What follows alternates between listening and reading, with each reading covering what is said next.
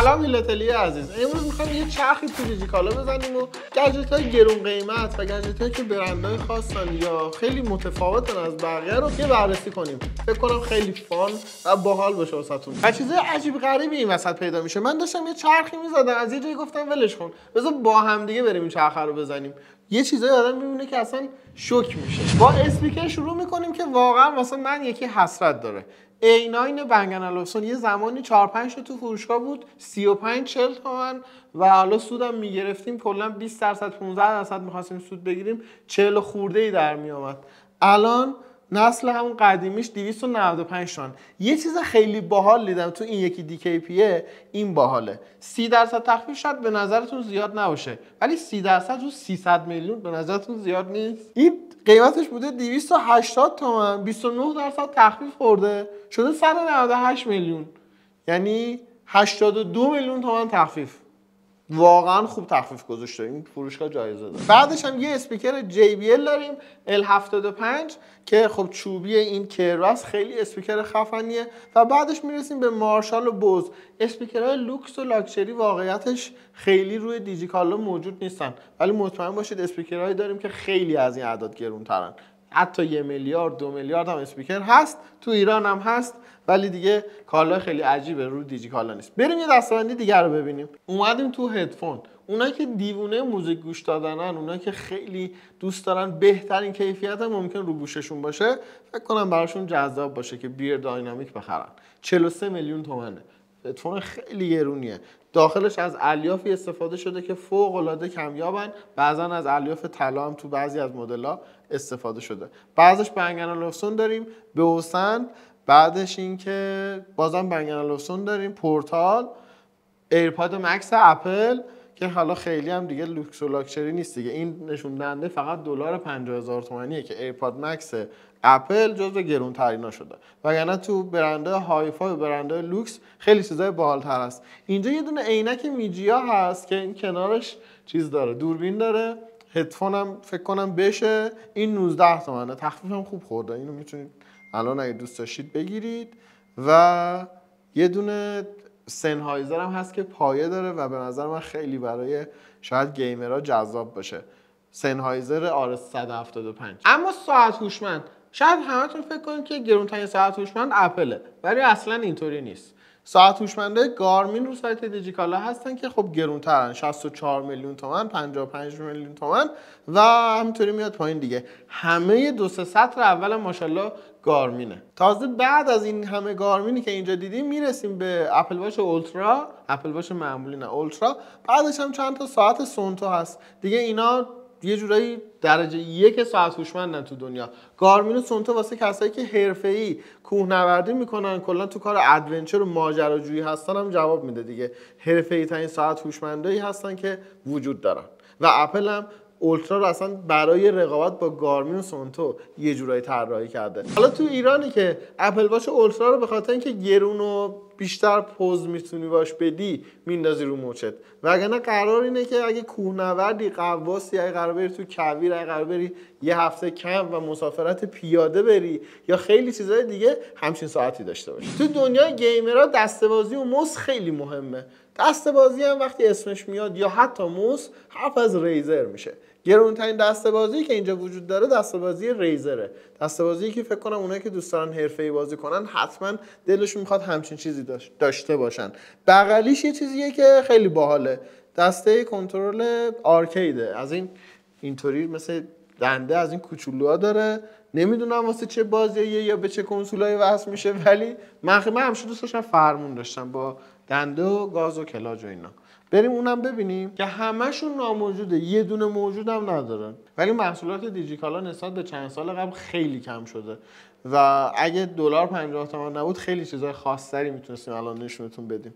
حالا بریم سراغ یه چیز دیگه. ایسوس سومیه، فکر می‌کردم اولیش ایسوس باشه. کیبورد مخصوص بازی فرست بلاد 19 میلیون تومن. کیبورد بویی مدل لوندر اینجا میتونی بگیری، رنگش هم واقعا جذابه، بازم 19 میلیون تومن. بعدش میرسیم به ایسوس. کلا اگه بخوای یه گیم حرفه‌ای بازی کنی همچون باید پولدار باشی، انگار با معمولی نمیشه. یه موس خفن، یه کیبورد خفن، بعد چون قرار طولانی و زیاد بازی کنی اصلا بی‌کیفیت باشه خراب میشه. یعنی گیم هم الان پول زیاد میخواد واقعا. پرینتر لیزری خفن و با کیفیت میخوای برای خودت بخری؟ ناقابل. 179 میلیون تومان میتونی یه پرینتر لیزری مدل HP بگیری که خیلی خفنه و من همینجا که دیدمش بهش علاقه من شد. پرینتر خوبه بود. اگه پرینتر 3 بعدی دلت بخواد، گرونترین پرینتر 3 بعدی که فقط تو دیجیکالا موجوده 410 میلیون تومانه. عدد زیادیه. البته مصرف صنعتی هم یعنی مصرف بیزینسی هم ممکنه داشته باشه دیگه. این چیزی نیست که مصرف خونگی داشته باشه. فلش USB 240 گیگ فقط 21 میلیون تومان. اینو باید برم توش ببینم چی داره. فلش مموری برندش هم هیچ. روش یه سری اعداد داره که احتمالاً برای رمز به کار میره. اینو بخونم واقعا این اصلا باورم نمیشه.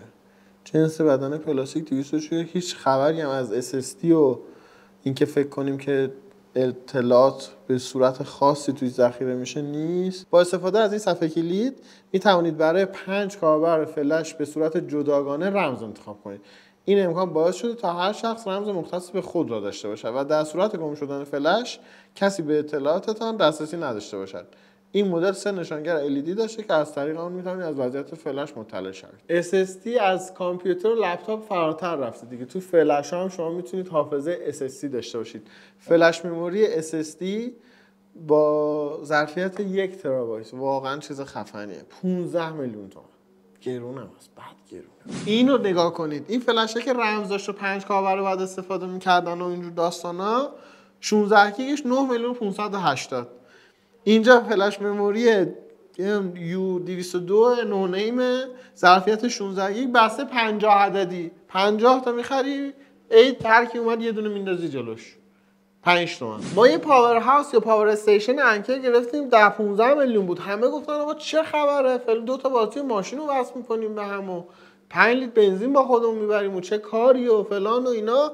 پاور بانک میجیا از همون استیشن تورا 280,000 میلی آمپر 71 میلیون تومان. من خودم هیچی ندارم بگم. پاورولوژی بعدیشه 24 میلیون تومان.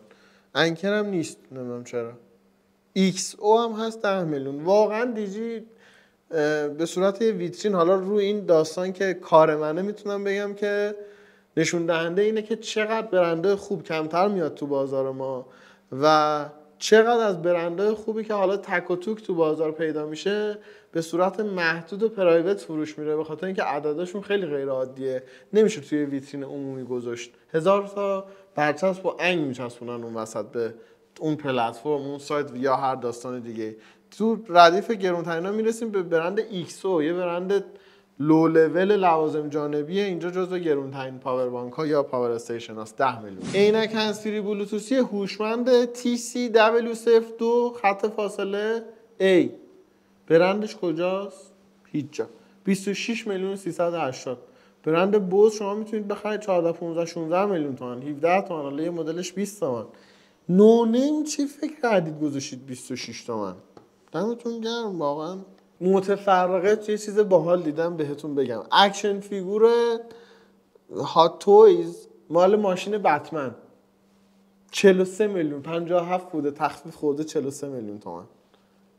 ولی واقعا خوشگله. این ماشین خود بتمن. ویدیو پروژکتور میتونی بگیری برای خونت که تو نور روزم بتونی همه چی رو ببینی، اما خیلی گرونه. شیائومیش که 4K هم پخش میکنه 117 میلیون تومان. باز یه مدل دیگه شیائومی 105 میلیون تومان.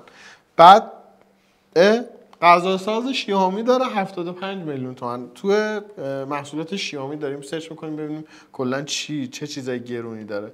جارو برقی رباتیک 50 تومان. جالبه اینو هم بهتون بگم حالا بیرون دیجی جارو برقی 100 میلیونی هم داره. نمیدونم چه خبره، قراره چیکار کنه اون جارو برقی. من خیلی خوب تمیز میکنه، برق میندازه مثل اینکه.